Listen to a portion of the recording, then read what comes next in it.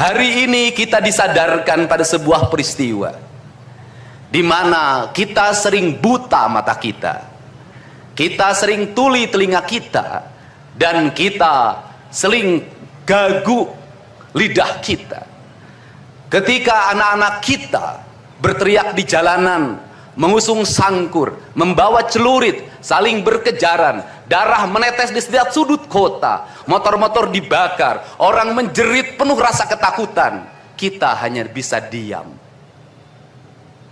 Ketika di sudut-sudut kota anak-anak kita menenggak ciu, ketika sudut-sudut kota anak-anak kita makan eksimer, ketika di sudut-sudut kota anak-anak kita makan minuman oplosan, mereka jatuh tersungkur, matanya merah penuh dengan rasa emosi, pulang ngamuk ke orang tuanya, kita hanya bisa diam.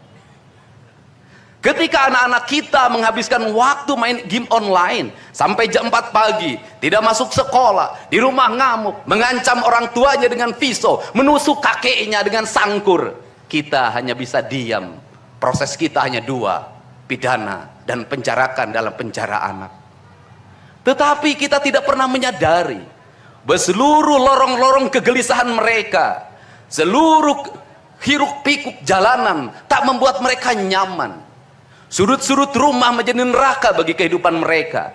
Lapang-lapang bola tergusur menjadi industri perumahan, pemukiman, dan pertokoan. Mereka kehilangan tempat bermain. Mereka kehilangan air yang jernih di sungai sehingga bisa mereka berenang. Mereka kehilangan gunung-gunung yang indah tempat mereka bercengkrama dengan alam. Mereka kehilangan sawah yang terhampar. Yang mereka lihat adalah kebisingan dan kebisingan. Bising di jalanan karena knalpotnya brong. Bising di rumah karena orang tuanya bertengkar. Maka mereka lari dalam rorong-gerong gelap. Digenggamnya handphone, diambilnya obat-obat terlarang, ditengahnya minuman dalam sebuah kelompok yang sama. Kita orang-orang yang terpinggirkan di rumah, kita orang-orang yang terpinggirkan di sekolah, guru-guru telunjuknya menunjuk pada wajahnya, tapi tak bisa memberikan solusi kegelisahan jiwanya. Semua orang hanya memberikan pengamatan, analisis, kajian. Itulah metodologi yang dikembangkan bangsa ini. Tetapi tidak ada yang berani mengambil solusi, mengangkat mereka di sudut jalanan, dimasukkan ke barak, dididik secara militer, diarahkan menjadi anak-anak yang berguna. Kedisiplinan militer adalah harga mati bagi kemajuan bangsa, bukan musuh. Pandangan-pandangan buruk terhadap militer adalah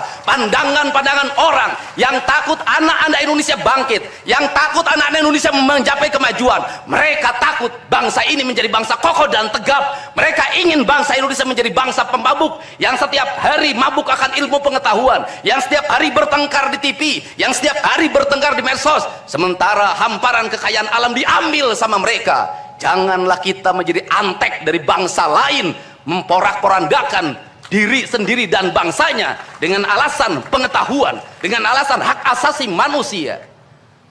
Anak membawa motor di bawah umur adalah pelanggaran hak anak. Kapan kita bertindak? Dan selama ini kita membiarkan anak-anak nonton film tanpa didampingi oleh orang tua. Itu adalah pelanggaran anak, dan kita tidak pernah bertindak. Anak-anak di bawah umur merokok, minum minuman keras, itu adalah pelanggaran hak anak. Semuanya kita berdiam. Anak-anak main game online, nonton tayangan-tayangan dewasa lewat media sosial, kita berdiam. Negeri ini akan hancur manakala semua orang berdiam. Maka orang yang memegang kekuasaan harus menggunakan tangannya untuk merubah seluruh kemunkaran ini menjadi sebuah kebajikan. Kalau kita berkomitmen pada bangsa ini, problem anak-anak kita adalah mengkonsumsi tayangan yang bukan haknya di media sosial.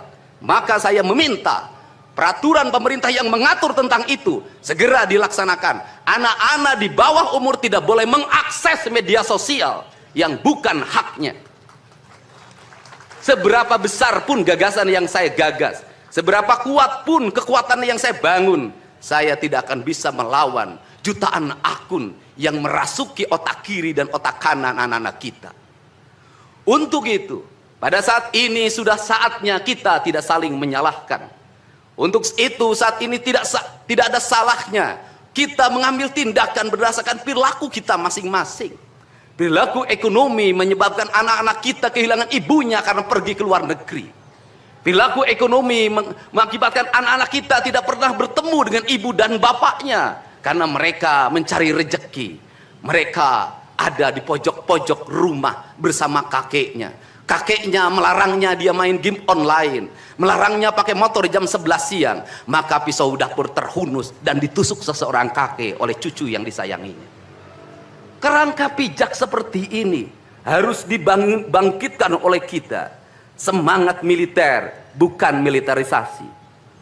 Kalau anak-anak dibangunkan jam 4 subuh, di mana letak salahnya dan di mana letak pelanggarannya? Kalau anak-anak dibangunkan kemudian disuruh membereskan tempat tidur, apa salahnya dan apa pelanggaran hak anaknya? Kalau anak-anak disuruh sholat subuh, apa pelanggaran haknya? Kalau anak-anak mengikuti kuliah subuh, apa pelanggaran anaknya? Kalau anak-anak disuruh ngantri kemudian makan pagi, sarapan pagi dengan telur, dengan nasi, dengan pisang dan minum susu, di mana letak salahnya? Kalau anak-anak kemudian disuruh belajar dan saat belajar duduknya bersikap memandang ke arah gurunya, memandang mata gurunya agar terjadi transformasi energi antara guru dengan muridnya yang hari ini dihilangkan dengan digitalisasi, menghilangkan ruh spiritual konsepsi pendidikan kita, diganti dengan konsep pendidikan digital yang tidak lagi melahirkan hubungan emosional guru dan murid. Akhirnya murid-murid tidak menghormati guru-gurunya karena guru lupa mengekspresikan nilai-nilai spiritual dalam dirinya pada murid dalam ruangan yang hening, diganti dengan papan belajar digital. Di mana letak salahnya?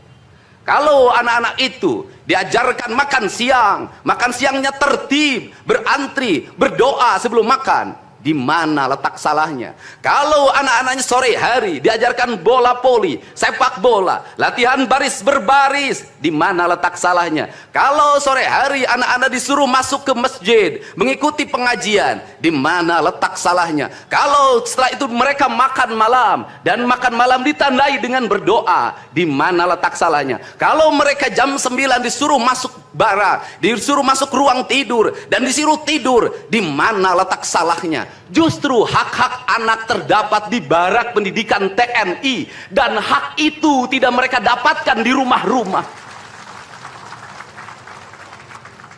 Di rumah-rumah anak-anak tidak bisa tidur malam. Mereka rata-rata tidurnya jam 4, jam 1 malam, jam 2 malam. Di rumah mereka tidak mendapat makanan yang bergizi karena serba fast food. Di rumah mereka tidak mendapatkan kasih sayang. Di jalanan mereka balapan. Mereka tidak mendapatkan ruang hidup tanpa gadget dalam setiap hari. Saya katakan justru lingkungan kita hari ini, rumah, halaman rumah, kadang sekolah, kadang jalanan, bukan lagi tempat yang ramah untuk anak-anak Indonesia.